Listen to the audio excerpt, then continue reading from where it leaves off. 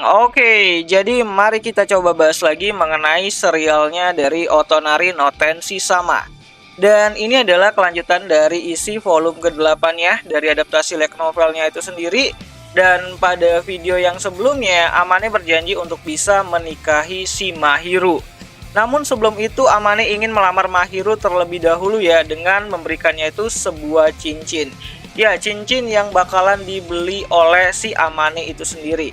Namun karena si Amane ini tuh masih sekolah ya, masih pelajar dan belum memiliki pendapatan yang tetap, makanya Amane akan berencana untuk mengambil kerja paruh waktu untuk bisa mengumpulkan uang dan membeli sebuah cincin untuk Mahiru.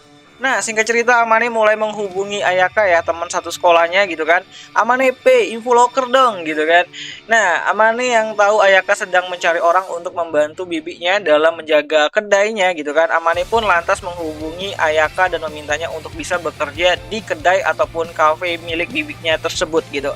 Nah, tentu saja Amane ingin bekerja di waktu yang tidak bakalan mengganggu jam sekolahnya ataupun jamnya itu bersama dengan Hiro.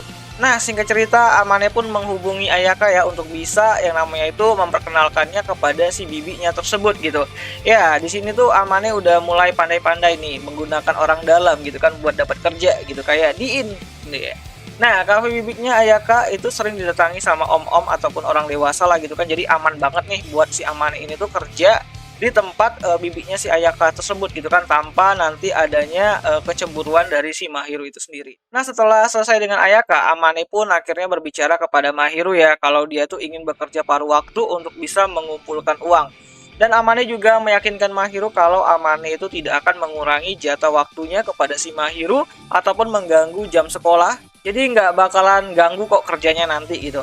Nah, singkat cerita sekolah pun dimulai lagi ya, dan di sini saat Amane dan Mahiru tuh masuk ke kelas gitu kan, Itsuki pun mulai melihat ada yang aneh nih dari si Mahiru gitu.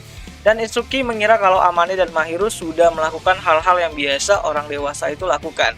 Dan mendengar hal tersebut Amane langsung membantahnya. Amane mengatakan kalau ia harus menikah dulu baru lanjut ke tahap selanjutnya. Mantap juga gitu kan. Ya, Amane masih tahan iman lah di sini gitu.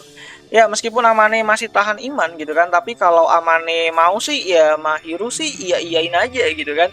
Apalagi di sini Itsuki sudah siap membantu Amane dengan pengetahuannya tentang hal-hal nakal tersebut gitu. Ya, aku jadi penasaran nih, Itsuki sama Chitose itu udah pernah ngapain aja gitu.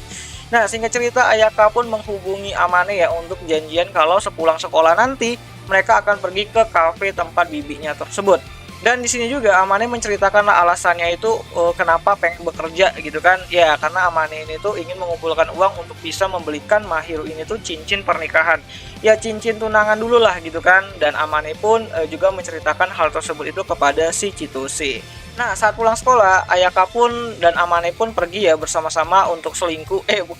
Bukan. Maksudnya tuh untuk pergi ke kedai bibinya si Ayaka gitu kan. Ya, nantinya Ayaka akan minta izin dulu nih kepada Mahiru untuk ngajak Amane ke tempat bibinya gitu. Dan karena Mahiru ini tuh juga sudah tahu ya mengenai rencananya si Amane, jadi Mahiru pun memperbolehkan Amane untuk pergi asal jangan pulangnya tuh larut-larut malam lah gitu ya kali.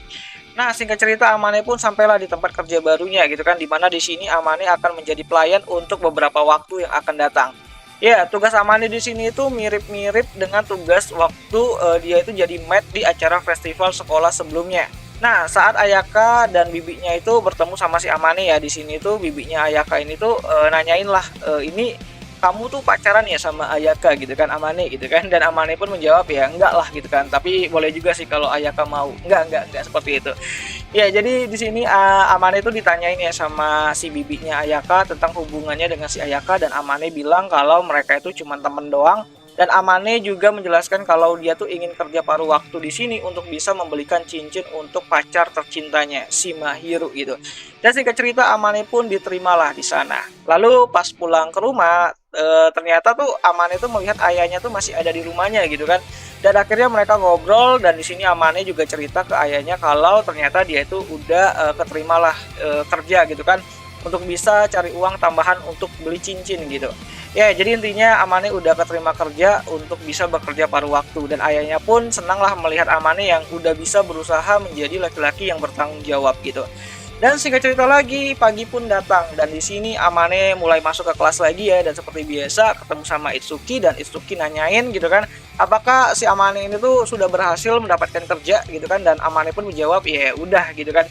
Ya walaupun sembunyi-sembunyi niatnya si Amane ini tuh ternyata udah banyak diketahui ya sama beberapa orang, dan salah satunya itu adalah si Itsuki itu sendiri. Lalu di sini juga Amane dan Itsuki bercerita mengenai hadiah yang diberikan Mahiru tadi malam pas belanja barang si Chitose sebelumnya. Dan ternyata Amane mendapatkan hadiah baju tidur dengan motif Neko. Mungkin menurut Mahiru itu baju dinas yang cukup bagus ya untuk ritual mereka nanti gitu. Dan pada saat makan siang tiba, Amane dan Ayaka pun sama Souji juga pacarnya si Ayaka itu makan bareng, dan di sini Ayaka ngejelasin kalau setelah baju kerjanya Amane itu selesai dibuat, Amane bisa langsung kerja dan Souji akan jadi rekan kerjanya Amane di sana nantinya. Ya nantinya si Amane bakalan kerja bareng si Souji itu sendiri. Ya di sini Souji seneng banget ya bisa melihat Amane ternyata bukan orang yang seperti dia dengar selama ini. Ya Souji taunya Amane itu adalah nolep yang nggak terlalu suka yang namanya itu bergaul ataupun bekerja sama ya. Tapi ternyata tidak seperti itu. Mantap banget nih, Amane udah banyak perubahan gitu. Nah singkat cerita malam pun datang dan orang tuanya si Amane juga sudah tidak ada lagi ya di rumahnya si Amane. Dan Mahiru yang menyiapkan makan malam untuk Amane pun sudah siap untuk disantap.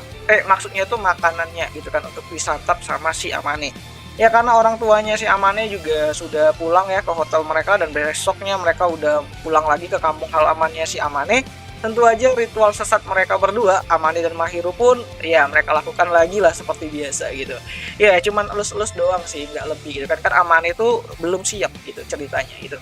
Dan ya mungkin itu sajalah dulu mengenai garis besar dari isi dari volume ke-8 untuk bagian keduanya. Dan kelanjutannya akan aku coba buat di video yang terpisah supaya biar lebih banyak aja tuh konten mengenai si tensi ini itu sendiri gitu kan, sambil nunggu season keduanya itu rilis kalaupun ada gitu. Dan ya itu sajalah dulu mengenai video kali ini, dan seperti biasa jika ada yang salah aku minta maaf, dan jika ada yang ingin kalian tambahkan kalian bisa tulis di kolom komentar. Dan sampai jumpa di video yang selanjutnya. Jani.